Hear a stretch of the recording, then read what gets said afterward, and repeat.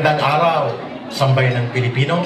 Magandang araw sa mga kababayan natin dyan sa Estados Unidos, lalo na po sa West Coast area, dyan sa Los Angeles, California, kung saan nagtitipon po ngayon ang mga hakbang ng Maisog USA.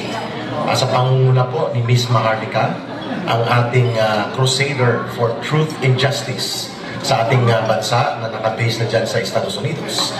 At ganun din po ang grupo nila Attorney Arnedo Valera, ang overall coordinator ng Hakbang Maisog USA at volunteer lawyer po para sa human rights advocacy dito sa ating bansa para pangalagaan at isulong ang ating mga fundamental na karapatan ng mga mamamayan, lalo na po ang karapatan at kalayaan sa pamamahayag at mga pagtitipon at malayang pagpapaabot ng mga sentimiento ng ating mga mamamayan sa kasalukuyang nagaganap sa ilalim ng gobyerno ni Marcos Jr. Muli, ako po si Ka Eric, Secretary General ng Sentrong Alyansa ng mga Mamamayan para sa Bayan o Sambayanan. Isa po itong Broad Alliance Center ng iba't ibang mga organisasyon ng mga mamamayan at ng mga dating rebelde at kadre na nagbalik loob po sa pamahalaan lalo na sa panahon ni Pangulong Duterte, at kami tumutulong para maisulong ang totoong agenda ng kapayapaan, ang seguridad ng buong bansa at ang paglaban sa terorismo ng CPP, NPA, NDF. At kaisa niyo po kami na mga mamamayang Pilipino dito sa Pilipinas sa inyong hangarin na maisulong po ang isang pagpapahayag ngayong araw na ito dyan sa Estados Unidos, partikular na po sa area ng Los Angeles. Sa pangunguna po ng inisyatiba ni Miss Maharlika, katuwang na po ang iba pang mga Filipino community groups and organizations sa Estados Unidos. Others pumunta pa galing sa New York, sa East Coast, na naging kasama ko din doon sa pagkilos sa harap ng International Office ng United Nations doon sa New York, upang idulog naman ang malaganap na at sistematiko na paglabag sa mga karapatang pantao, pandaigdigang mga makataong batas o international humanitarian law at international covenant for civil and political rights, na kung saan ay lantaran at walang pakundangan nilalabag po ng instrumento ng Estado sa kumpas ng Ginoong Marcos Jr. Kaya po, napakahalaga ng pagtitipon na ito ngayon dyan sa Los Angeles, sapagkat ito po ay ang totoong paghahayag para sa kalagayan ng bansang Pilipinas mula sa perspektive o pananaw ng ating mga kababayan sa kanilang direktang karanasan at mga direktang pakikipagsalamuha sa buhay. Ito ang real score of what the situation the Philippines right now, under an incompetent and lack of integrity and a very clear failed governance na namumuo at nagpapatuloy po na nagiging malaking balakid at problema ng lipunang Pilipino sa kasalukuyan sa ilalim po ni Mr. Marcos Jr. At gusto rin po namin ipaabot sa inyo na ang boses po ng mga mamamayang Pilipino and other solidarity groups kagaya po ng Hakbang Maisog USA, ang mga ginagawang pagsasakripisyo po ninyo sa inyong personal na comfort, sa inyong mga buhay dyan sa Amerika, at kasama po si Miss Maharlika na nagtataya rin po ng kanyang buhay at seguridad, lamang maisiwalat ang mga malulubhang paglabag sa mga batas at mga pag-abuso sa kapangyarihan ng gobyerno ni Marcos Jr. Kayo po, yung mga nakabase dyan sa abroad, sa Estados Unidos, sa Europa, at sa iba't ibang panig ng daigdig, kayo po ang nagsisilbing ilaw at inspiration sa aming mga nandito sa home front sa bansang Pilipinas para wag tumigil na mabalik po sa kapangyarihan ng tama ng mga mamamayan at ma-redeem ang tinatawag po nating good governance, at ang ating bansa ay magkaroon po ng tunay na kapayapaan at matigil po ang pagkabulid natin sa digmaan, lalo na po sa panunursol mismo ng American government ni Joe Biden na naging kasabwat ni Marcos Jr. sa kanilang maniobrang magkaroon ng digma-digmaan at pagigirian sa China.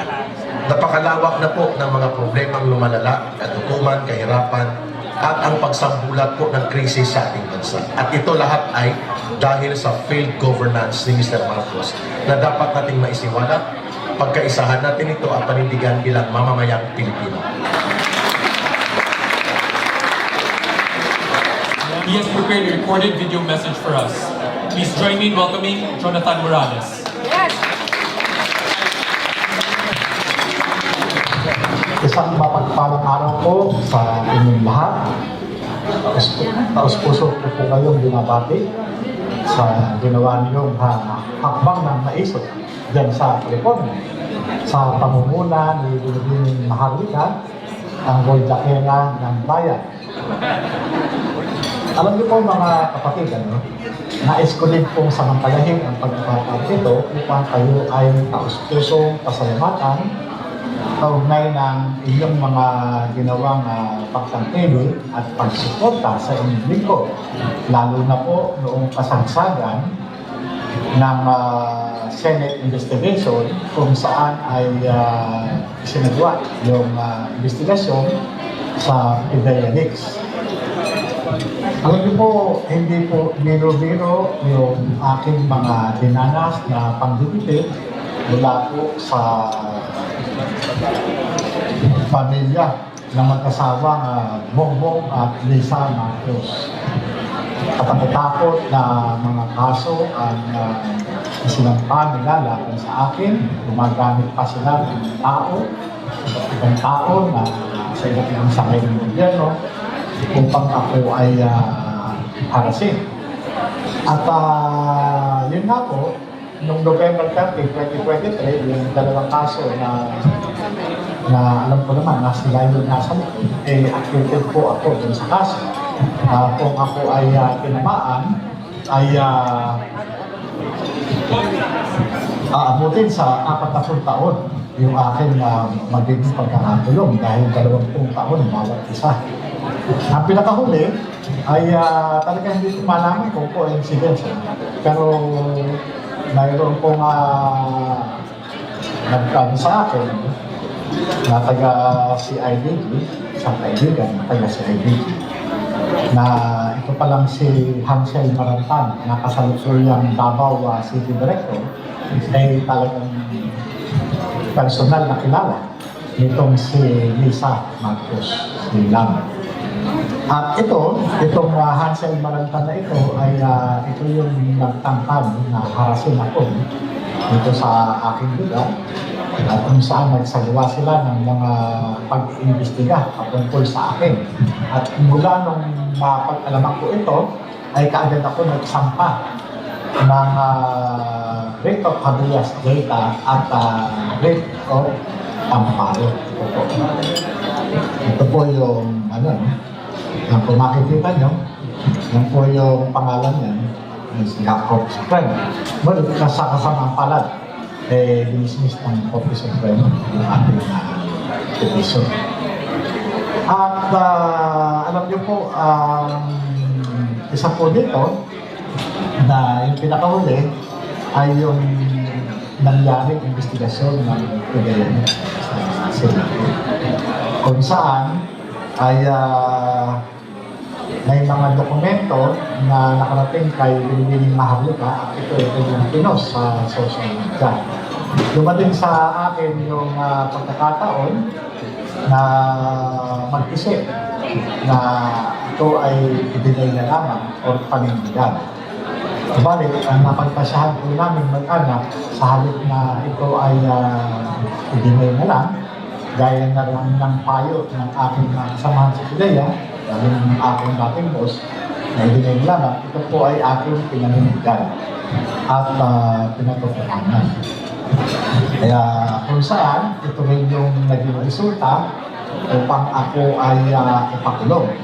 Gumawa ng mga gawa-gawa ebidensya upang palabasin na ako ay nagsisinungaling. Balik, base naman doon sa aking mga pinanindigan, doon sa mga investigasyon, yung po aking salaysay ay hindi ko nila nabalik. Pagkos ay talagang ito ay tumatak sa isipan nila at nag-mistulang banta laban sa mga nakaupo sa mga kanya. Ako po ay nagpapasalamat sa mga ganitong pagkakataon na pinagkaloob nyo upang kayo ay matandaan pang palad ko sa araw nito. At nagpapasalamat ako kay Binibini Maharlika Regards din kay Atty. Glenn Chong at kay Atty. Harry Roque na nandyan sa inyo. Binabati ko po kayo lahat. Congratulations po. Mabuhay po ang mga Pilipinong maiso ng California. Mabuhay po kayo. Buhay lahat! Hindi maharlika, ikaw talaga ang may kasalanan dahil sa isang papel na pag-expose mo kay Sir Agenda Morales. Ayan, kasama na natin ngayon na lumalaban para sa katarungan.